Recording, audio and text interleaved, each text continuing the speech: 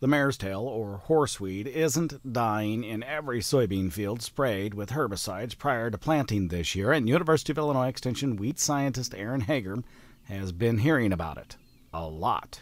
One of the most common questions that we've had in the last 10 days is about the lack of control or the poor control of horseweed or marestail, especially with burndown herbicides that were applied for no-till soybean prior to no-till soybean planting.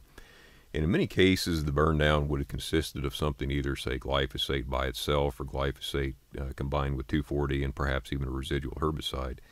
Many of the field complaints that we've actually looked at, the marestail has shown some evidence of twisting up from the 2,4-D, but many of the plants are going to eventually survive the burndown application. So a lot of questions have been asked about what we can do now that the soybean are planted, but the marestail are still alive. Not such a big deal for marestail, horseweed that survived the burndown in corn. There are plenty of products to remedy that weedy problem.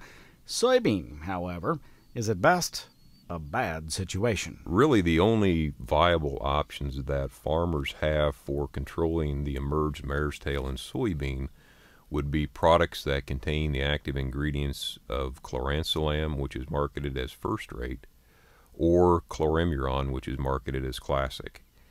And these products, typically the labels would allow applications after soybean, the first trifoliate leaf has expanded, and typically the label would list marestail up to about 6 inches in height as being controlled by these particular products. They're usually always going to be combined with glyphosate and glyphosate-resistant soybeans. So that 6-inch thing, it's the problem, and likely means the weeds will have to be removed mechanically. So with if all else fails, it may seem to many to be something that's less than desirable to do, but physically removing the remaining marestail would be advisable. This is a weed that can outcompete the soybean and produce up to 200,000 seeds per plant. No-till farmers may have to resort to walking their fields with a hoe or a weed hook to rid themselves of the threat.